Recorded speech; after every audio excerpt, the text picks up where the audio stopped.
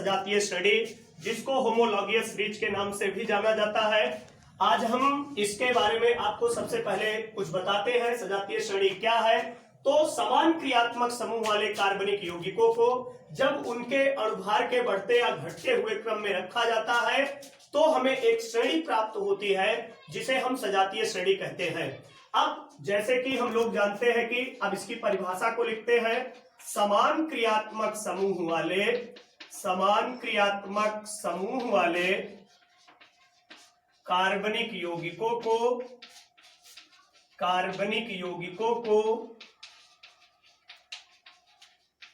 जब उनके अणुभार के बढ़ते या घटते क्रम में रखते हैं तो हमें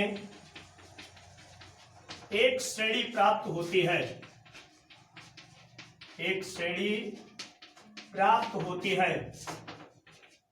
जिसे सजातीय श्रेणी कहते हैं।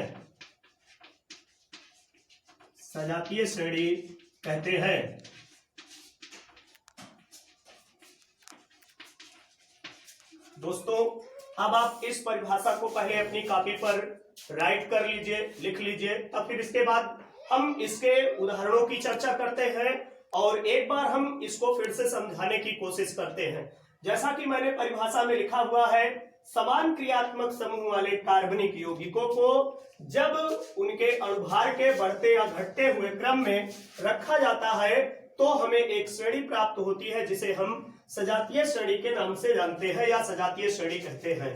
अब हम लोग इसके कुछ उदाहरणों पर विचार करते हैं और इस परिभाषा की उदाहरण के माध्यम से पुष्टि करते हैं।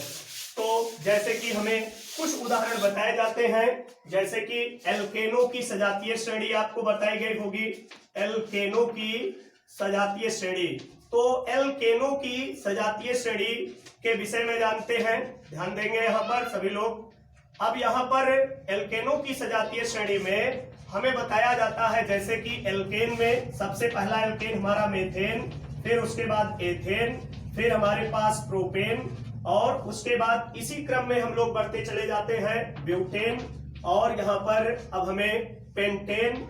ये हमारे पास सजातीय श्रेणी का सबसे सरल उदाहरण होता है, क्योंकि हम लोग शुरुआती दौर से ही पढ़ते हुए चले आ रहे हैं एल्केनो के विषय में, और ये एल्केनो के विषय में यहाँ पर सजातीय श्रेणी का एक सबसे सरल उदाहरण हमें यहाँ पर दिखाई देता है। अब जैसे कि हम लोग इसके विषय में और भी कुछ उदाहरण अपने आप से बना सकते हैं, जैसा कि हमारे पास में है सेकंड उदाहरण। अब यहाँ पर उदाहरण नंबर 2 के विषय में जानते हैं। CH3OH, उसके बाद आप लिख सकते हैं C2H5OH, C3H7OH और C4 और यहाँ पर 9OH। अब यहाँ पर हमने आपके सामने सजातीय श्रेणी के 2 उदाहरण आपको बताए। अब आप इसमें देखिए कि परिभाषाओं से इस उदाहरण की पुष्टि कैसे होती है। देखिए, हमने स्टार्टिंग में ही आपको बताया था कि समान क्रियात्मक समूह वाले, मतलब अब यहाँ पर हम लोग देखते हैं कि सभी कार्बनिक इस यौगिक में सब में क्रियात्मक समूह हमारे क्या है? समान है। समान होने का मतलब क्या हुआ? क्रियात्मक समूह का यहाँ पर कैसा उदाहरण है हमारे पास?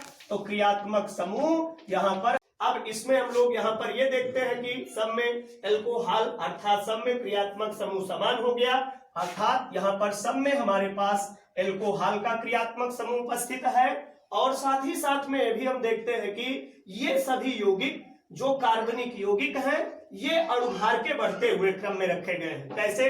जैसे अगर हम इसका अणुभार निकालेंगे तो 12 इसका होगा, 3 इसका, 12 3 15, हाइड्रोजन का 1 और 16 इसका, तो टोटल इसका हो गया 12 3 15 1 16 16 32, अर्थात इसका अणुभार हमने 32 प्राप्त कर लिया। अब इसी प्रकार से अब हम इसका अणुभार निकालेंगे तो 12 दूनी 24, 5 29, 31, 16 कितना हो जाएगा? 46, ये इसका अणुभार होता है। अब इसी क्रम में अगर हम इसका भी अणुभार निकालेंगे तो इसका अणुभार इससे ज्यादा आएगा, क्योंकि देखते हैं कि कार्बन नंबर जो है हमारी धीरे धीरे क्या हो रही है, बढ़ रही है। यहाँ 1 कार्बन, यहाँ 2 कार्बन, यहाँ 3 कार्बन, साथ ही साथ हाइड्रोजन भी बढ़ रहा है। इस आधार पर हम कह सकते हैं कि यहाँ पर ये जो कार्बनिक यौगिक सेट किए गए हैं वो अणुभार के बढ़ते हुए क्रम में सेट किए गए हैं। अतः हम ये कह सकते हैं कि यहाँ पर समान क्रियात्मक समूह भी है और सारे क्रियात्मक समूह अणुभार के बढ़ते हुए क्रम में रखे गए हैं। तो इस आधार पर कहा जा सकता है कि यह हमारी एक क्या है, सजातीय श्रेणी हुई। अब इस पर आधारित कुछ बातें अर्थात सजातीय श्रेणी की कुछ विशेषताएं आपको मित्रों बताना चाहते हैं हम।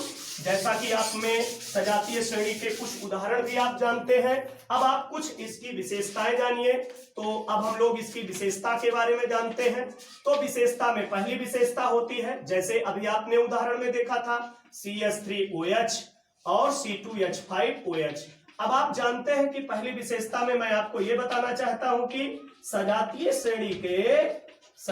श्रेणी के किन्हीं दो सदस्यों के बीच में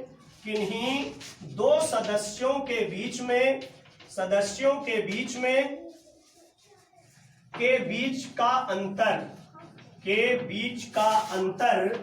अंतर CH2 होता है। अब सभी साथी, हमारे सभी स्टूडेंट ध्यान दें, यहां पर आप इसमें और इसमें डिफरेंस निकालिए, अंतर निकालिए।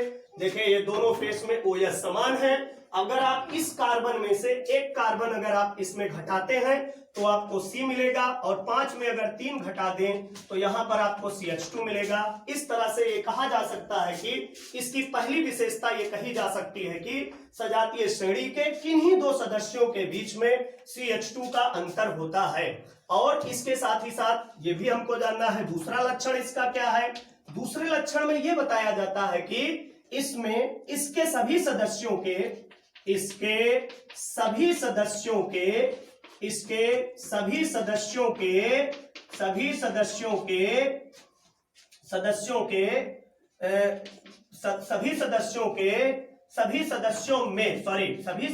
में समान क्रियात्मक समूह होता है, समान क्रियात्मक समूह उपस्थित होता है, समान क्रियात्मक समूह उपस्थित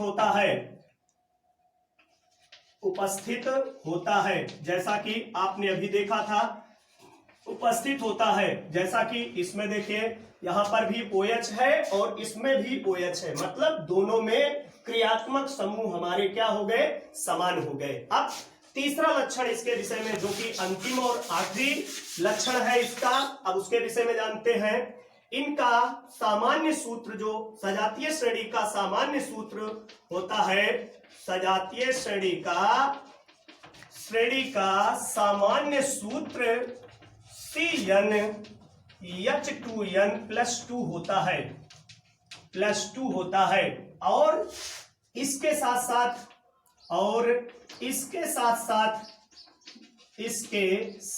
साथ यदि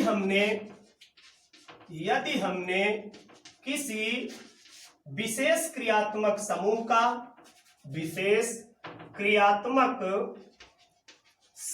का प्रयोग किया है तो फिर यह भी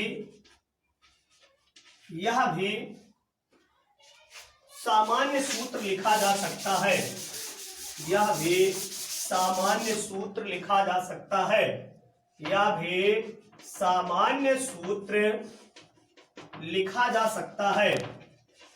जैसा कि CnH2n+2 इंटू क्रियात्मक समूह।